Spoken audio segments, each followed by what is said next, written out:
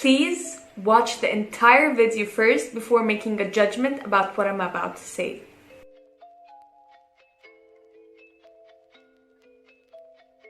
Let's establish that everybody gets offended, because it's completely natural not to agree with everyone's opinions or actions. However, from what I have been seeing lately, people have taken this to another extreme. It seems like just the littlest thing can offend someone.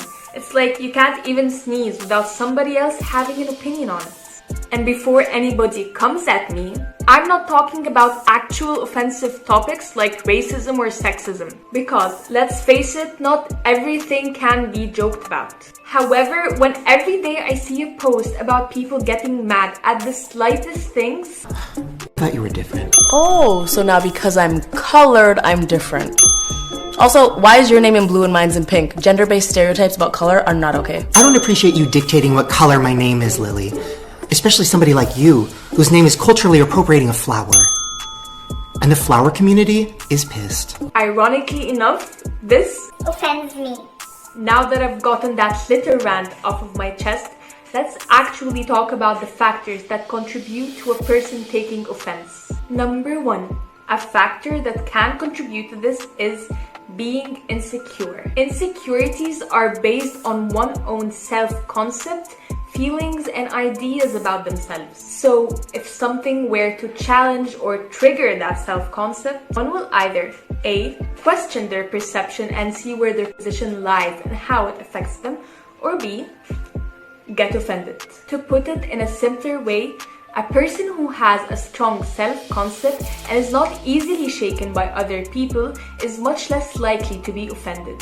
Number 2, previous experience. It's been somewhat established that part of people's learning is through watching and observing others. So we can safely say that our experiences contribute to our way of thinking. So if a person said an offensive opinion, and if the offended person had a negative experience with that person prior to what they said, then they may regard anything that they say or do as negative. And they may even transfer that feeling onto people who look or remind them of negative experiences.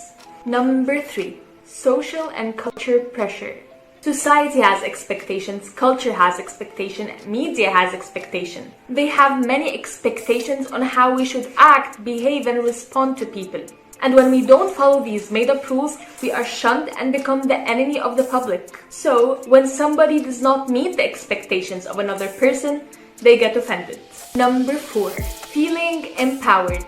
Holding a grudge against someone or something actually gives the person a feeling of power, because they are usually passive-aggressive people who do not have the ability to have an emotionally healthy conversation to talk about their feelings. So while it may come out as them being mean or being bullies, they are actually some of the most sensitive people. Because a lot of the people who harbor a lot of resentment or grudges, it stems from their fear of getting hurt again.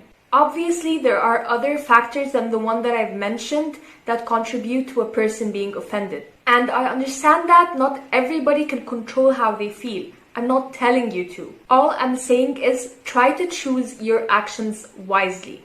Because if you are as kind-hearted and as sensitive as you say you are, please save your energy onto important topics that truly matter. With all that energy that you have, if you invest it into something that's worthwhile, you will actually be able to make a change. Alright you guys, that was it for today's video, and I really hope that you enjoyed it and did not get offended by it. And as always, I will be putting my sources in the description box if you want to check it out. And if you like this video, please give it a thumbs up and subscribe. Bye!